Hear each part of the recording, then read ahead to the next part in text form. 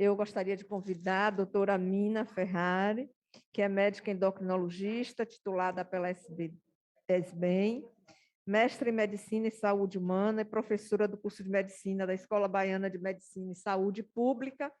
Doutora Mina vai nos trazer um tema muito interessante. Será que ainda existe espaço para o tratamento com sulfonilureias, doutora Mina? Então, gente, eu quero agradecer, né, a organização do evento por ter me dado esse espaço aqui hoje, pelo convite, para falar desse tema que é extremamente interessante, divide opiniões, né, na medicina. Então, eu acho que a gente vai conseguir refletir aqui os próximos 20 minutos sobre esse tema. Vamos lá. Aqui é a minha declaração de conflitos de interesse. Bom, nesses próximos 20 minutos, então, eu vou tentar abordar esses 5 temas, né? O papel histórico das sulfonilureias no tratamento do diabetes e o seu potencial na redução da glicada. Tentar responder a pergunta se todas as sulfas, se elas são iguais, né? Onde que os principais guidelines e diretrizes enquadram as sulfas, os efeitos adversos das sulfas e se há espaço para prescrição das sulfas. Eu vou mudar de lugar, tá? Espera aí.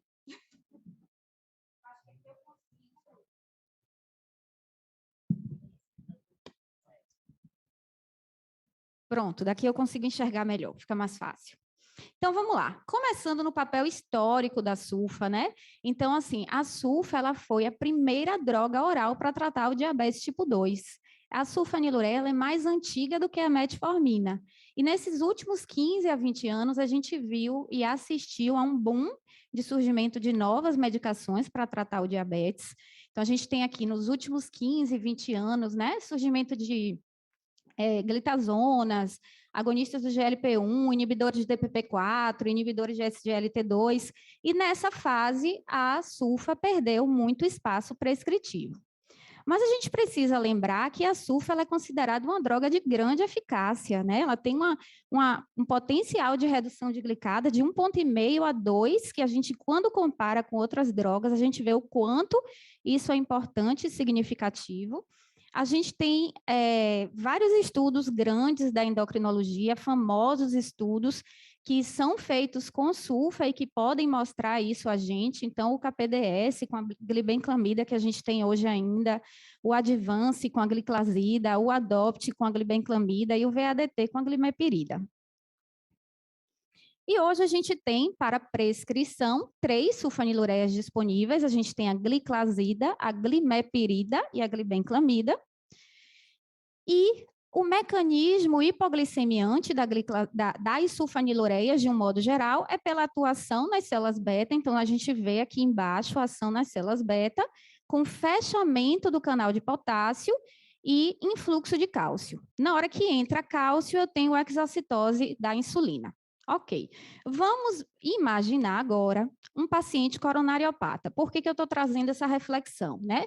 Porque a gente sabe que algumas sulfonilureias atuam também em receptores que não são pancreáticos. Então, a gente tem atuação aqui, principalmente da glibenclamida, mas também da glimepirida, no receptor SUR2A. Quando o paciente ele é coronariopata, imagina um paciente coronariopata, ele precisa abrir colaterais. Nesse processo de abertura de colaterais, que é um processo crônico, a gente tem a abertura dos canais de potássio para reduzir o influxo de cálcio. Isso faz o relaxamento do vaso. No momento em que eu pego um paciente coronariopata e eu uso uma glibenclamida, a glibenclamida vai estar atuando justamente nesse mecanismo de defesa. Então, ela fecha esse canal de potássio e ela impede essa dilatação do vaso. Né? Isso especialmente com a glibenclamida. Por isso que a gente costuma dizer que a glibenclamida ela inibe o pré-condicionamento isquêmico e a área de infarto ela é maior. Então, a glibenclamida ela não deve ser utilizada por pacientes de alto risco, por pacientes coronariopatas. E com relação à gliclazida e à glimepirida, como fica essa segurança cardiovascular?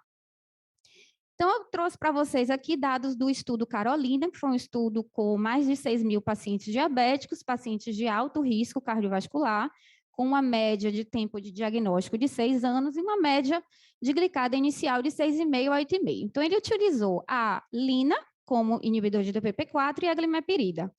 Se a gente for olhar essa curva é uma curva de desfechos cardiovasculares. A gente vê que as curvas elas se sobrepõem. Então, a gente não tem um aumento de risco com a glimepirida. E se a gente for fazer análise aqui do Advance, que foi com o uso da gliclazida, a gliclazida ela foi utilizada como tratamento intensivo, objetivando uma glicada menor ou igual que 6,5. A gente também vê que essas curvas elas se sobrepõem, né?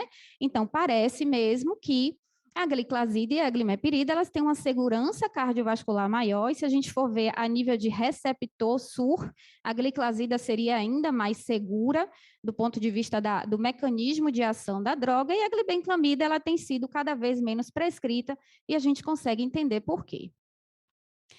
Vamos passar rapidamente por 5 guidelines, que eu quero mostrar para vocês o papel da SUFA, né? Onde é que a SUFA se encontra nesses guidelines, para a gente fazer uma análise aqui bem rapidinha. Então, o guideline da ADA de 2021, ele chama a atenção já, né, para os análogos do GLP-1, inibidores do SGLT2, que são drogas que têm comprovado benefício que vai além do controle glicêmico. Então, a gente tem, né, um local especial para essas drogas naqueles pacientes com doença aterosclerótica estabelecida, pacientes renais crônicos devem receber como prioridade essas drogas. E quando a gente precisa de um outro agente oral, né, que não seja esse perfil de paciente, a gente vai individualizar e vai levar em conta aqui comorbidade, custo, risco de hipoglicemia, questão de peso, acessibilidade, efeitos adversos. Então, vamos analisar o algoritmo, está bem pequenininho aqui, mas eu vou guiando aqui o raciocínio. Então, a SUFA, ela se encontra aqui, ó, onde não tem, os pacientes não têm alto risco cardiovascular, não tem doença renal. E aqui no cantinho, quando a gente se preocupa com a questão de custo e acessibilidade, a SUFA ela aparece como uma opção ao lado das TZDs, né, das glitazonas. O nosso algoritmo da SBD, ele faz também uma análise bem parecida. Então, naqueles pacientes que são pacientes de alto risco, a gente chama a atenção do benefício dos análogos do GLP-1 e dos inibidores de DPP-4, mas nos pacientes que não têm esse perfil, né, a gente também vai individualizar. E onde é que a SUFA entraria aqui? Para pacientes com glicemia menor que 200, há uma orientação ao uso da metformina. A terapia dupla entra, né, como uma sugestão de glicemia entre 200 e 300, é aqui que a SUFA entra, né? Para um perfil de paciente com perda ponderal, poderia ser combinado uma sulfanilureia ou glinida. Aqui, ainda no nosso algoritmo da SBD, a gente tem as medicações de acordo com a fase do diabetes que o paciente se encontra. Então, aqui, de forma inversamente proporcional, quanto maior a fase, menor a reserva de células beta. E aqui, na fase 2, onde eu ainda tenho reserva de células beta, entraria a sulfanilureia, né, como uma opção a ser associado com um sensibilizador de insulina, e, se necessário, poderia entrar com outras drogas, como análogo do GLP-1, inibidor de DPP-4, inibidor de SGLT2.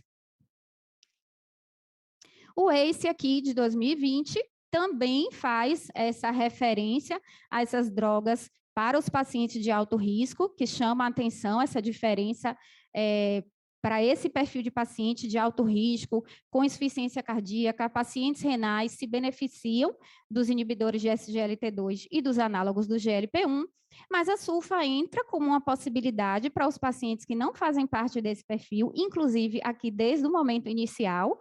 A prioridade é o uso da metformina, mas a SUFA ela se encontra aqui presente no guideline, e a gente vai ver que tem um símbolo de atenção aqui, que a gente vai comentar já já a que isso se refere. E a SUFA ela continua no guideline, tanto na terapia dupla quanto na terapia tripla, como uma presença possível de uso. Esse guideline português e brasileiro, de 2020 agora, ele faz uma separação das drogas em 3 grupos, de acordo com características. Então, o grupo AD1 são essas drogas que têm comprovação de redução de risco cardiovascular, que é inibidor de SGLT2 e análogo do GLP-1.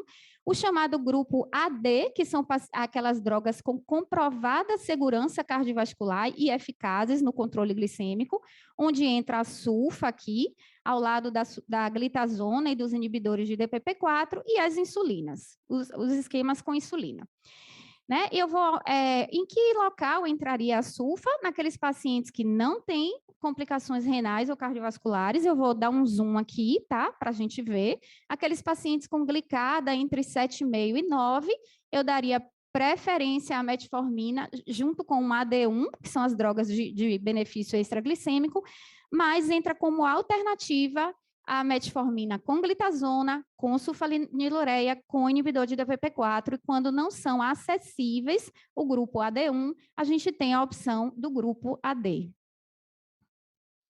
E o último guideline que eu trouxe para vocês, o do IDF. O do IDF, ele sugere que para os pacientes com glicada, né, entre 7,5 e 9, que estejam com metformina e que não estejam bem compensados, a gente pode estar associando, né, uma sulfanilureia ou um inibidor de DPP-4 ou um inibidor de SGLT2. Seriam as opções sugeridas, e aqui ele chama atenção, né, para tirar a glibenclamida desse grupo de sulfanilureias. Continuação do IDF, só para mostrar aqui um pouquinho maior, né, a metformina com sulfa ou com DPP-4 ou com inibidor do SGLT2.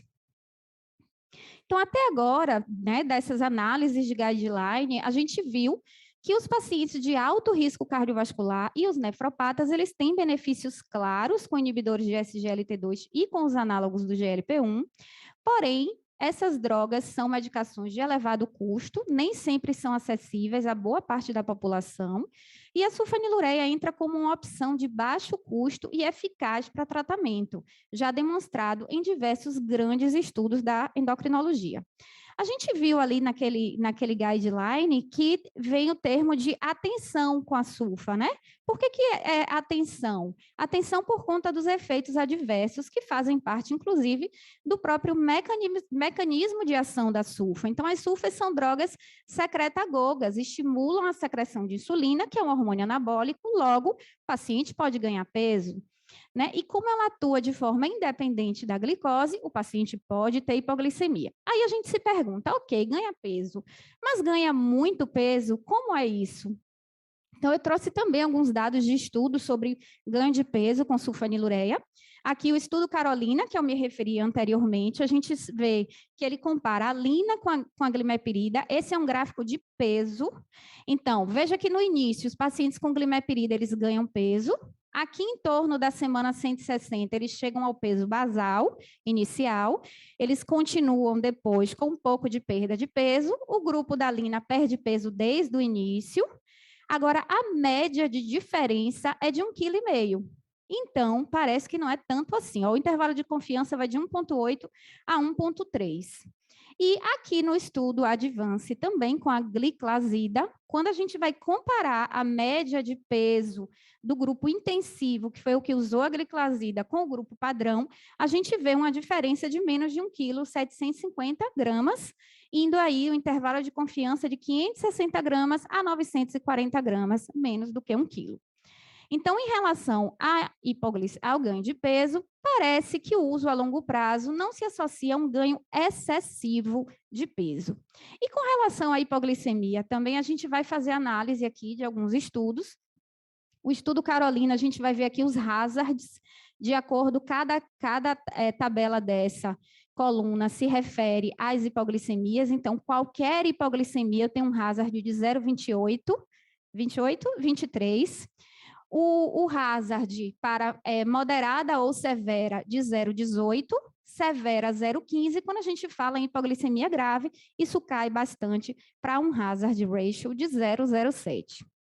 E um estudo que é bem interessante quando a gente fala em hipoglicemia, porque a gente faz análise dos indivíduos durante o Ramadã, que é uma fase né, de risco de hipoglicemia por conta do jejum. Esse estudo ele analisou pacientes muçulmanos com diagnóstico de diabetes tipo 2, que usavam sulfanilureia associada ou não à metformina e que tinham intenção de jejuar durante o mês do Ramadã. E aqui a gente vê, né, como foi feito o estudo, ele randomizou 1.066 pacientes, 529 ele tirou a sulfa, botou gliptina de 100, 537 mantiveram a sulfa, e olha os dados, né? Então, a gente teve hipoglicemia sintomática em 6,7% dos pacientes com sitagliptina, em 13% dos pacientes com sulfa. Olha que coisa interessante quando a gente avalia as sulfas, quando a gente faz a diferenciação do tipo de sulfa. Então, os pacientes com glibenclamida, quase 20% tiveram hipoglicemia. Com glimepirida, 12,4%. Porém, com gliclazida, foi uma taxa bem similar aos pacientes em uso da sitagliptina. Então, parece que realmente ela é uma droga diferenciada dentro do grupo das sulfas. E uma meta-análise também com pacientes do Ramadã, essa meta-análise avaliou 3 ensaios clínicos, fazendo análise de DPP-4 e de glimepirida, e das sulfanilureias, e confirmou a mesma baixa taxa de hipoglicemia da sulfanilureia e dos inibidores de DPP-4, né, nesses pacientes de maior risco de hipoglicemia, que são pacientes em jejum durante o Ramadã. Então, com relação à hipoglicemia, a depender da sulfa analisada, a taxa de hipoglicemia pode se assimilar à dos inibidores de DPP-4. E eu concluo a apresentação com essas 3 conclusões aqui. A primeira delas é que as sulfanilureias, elas são diferentes entre si, elas têm diferença quanto ao perfil de segurança, quanto à sua indicação. Então, a gente dá prioridade à gliclazida e, em segundo lugar, à glimepirida. Embora sejam medicações antigas, as sulfanilureias permanecem como opção terapêutica nos guidelines e são consideradas drogas eficazes. A redução de 1,5 a 2 de glicada é uma boa redução de glicada, de baixo custo, e eu acho que todo mundo aqui que faz ambulatório de SUS sabe o quanto a gente consegue compensar nossos pacientes com sulfanilureia, graças à sulfanilureia, né? São acessíveis e são seguras para o tratamento do paciente com diabetes tipo 2. Obrigada.